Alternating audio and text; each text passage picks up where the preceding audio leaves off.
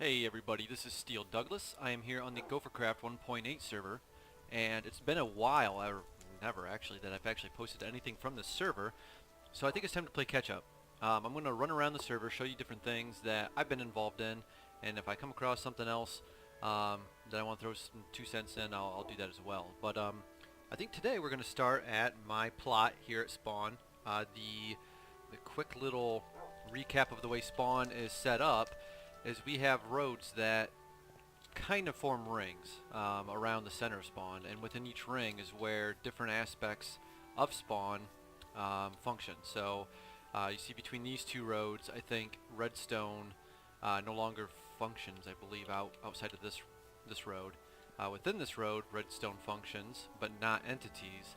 And then within this road up here, entities and redstone and everything will continue to function around the center spawn. So we have kind of a derpy little base camp set up when we first got started. We got a couple shops going in, and we got one heck of a wall and subway system, and that was the first things that we did.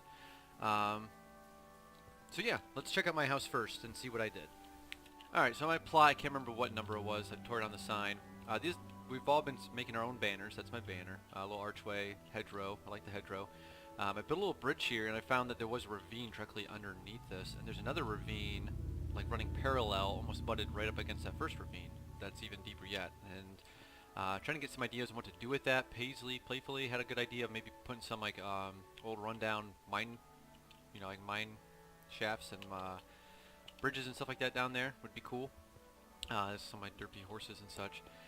So here's my house, mainly brick, hardened clay, breakfast nook, fireplace, kitchenette. Out back, I did a pergola using fence gates and my deck with glass railing. Here's just some functionality stuff, just for food and whatnot. Over here, we have, what's this guy's name? Buster. I found some wild dogs, and since there's still, at last I knew, a glitch in Minecraft where once you discover wild dogs, once you unload that chunk, the dogs are gone. So I was grabbing some. I was only able to grab 2, and I was requesting a name tag and 3 diamonds because I'm kind of greedy, I guess. But it was also hard work getting them all the way back to spawn. It was awful.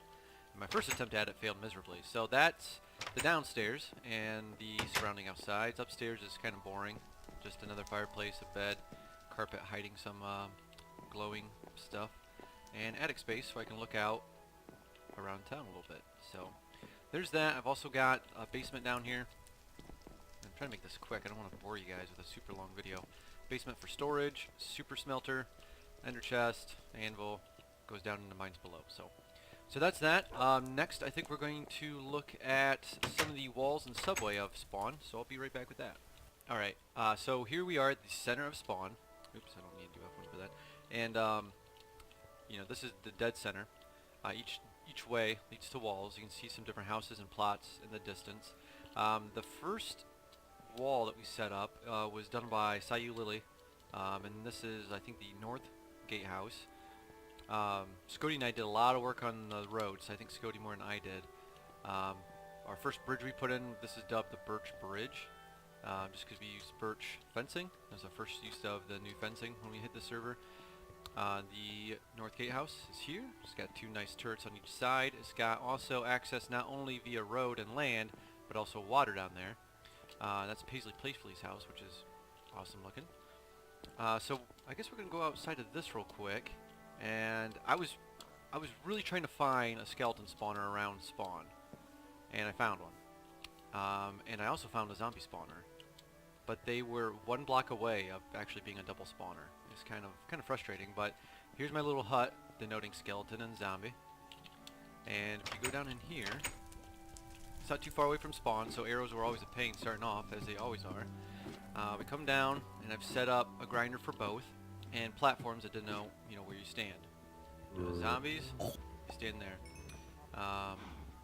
Yeah, and if you don't have anything below a half slab, they were glitching through. And then you have skeletons on this side, so always like doing half slabs so I can look into the spawners. And I'm also doing it to where they fall ways before actually going into the elevator. And as you can hear, there's plenty of cows in here. Plenty of cows. Sugarcane, a lot of food sources. This is to help enchant books. We have chests set up for drops. Here's a doing a Hadouken. This is kind of funny. Down to up. And this is a trash chute. You get, you know, bone, blah blah blah. So that's this. These books look crazy. And I'll be back at the only other gatehouse that we have out of the 4 walls is the west one. This is the one that I spent a lot of time on, so we'll be right back with that. Alright, so heading west on this west road, this is the west gatehouse, and this is the one I worked on. My house isn't too far, just 2 plots over that direction. So it's nice and large. This is my redstone workings, because I'm working on kind of a portcullis divine, pretty simple one, just so mobs can't get in and villagers eventually can't get out. But I'm running into issues with that. So here we've got spiral stairways. We connect to flanking towers, basically on either side, smaller towers. They have stairways that lead down, so you can still access within the walls, because I think eventually we'll have pathways leading inside each wall, all the way around. And then you can continue the stairway up to the very top. You can get up there to a smaller stairway, and try not to make you dizzy. So we get up top here, and we're on top of the gatehouse. So we can see quite a ways.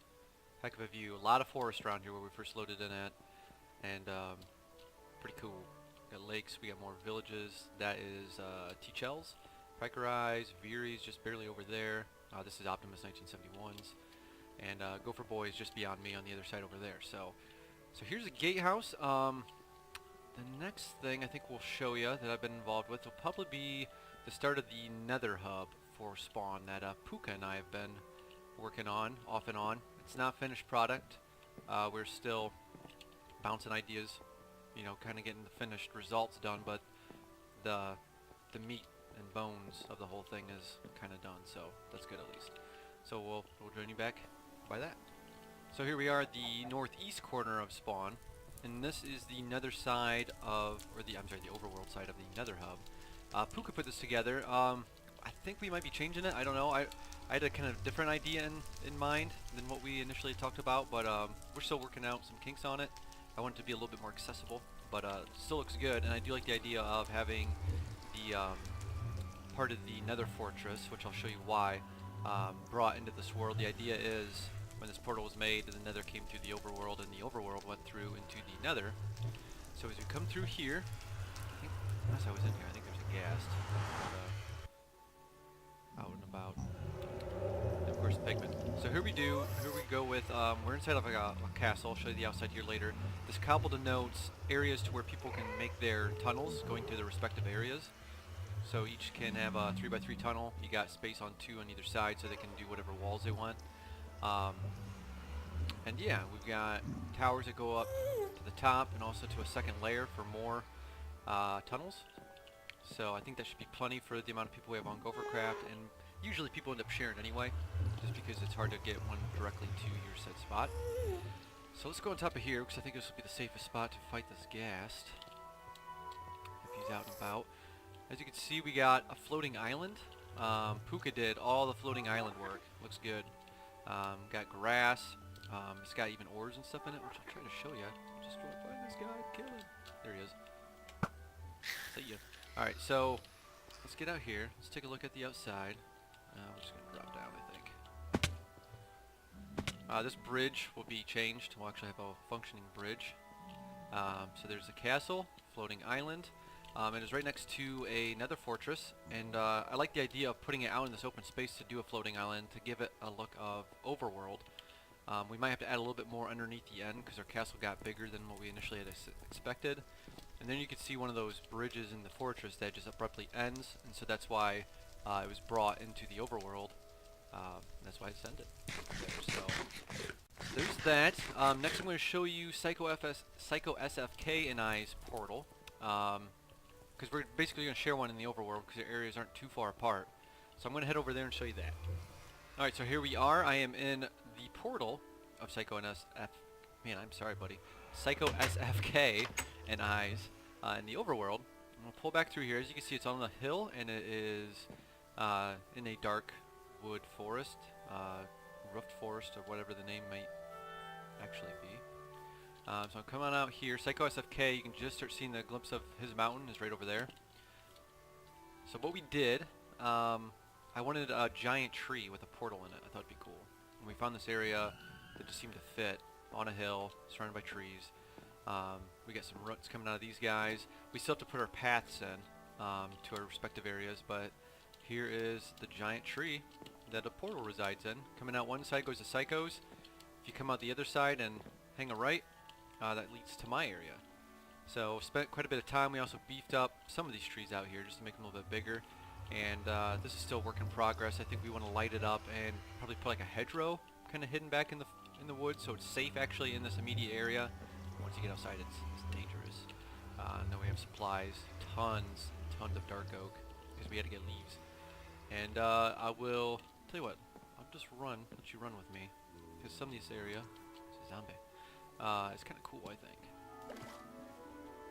So hopefully this doesn't take too long.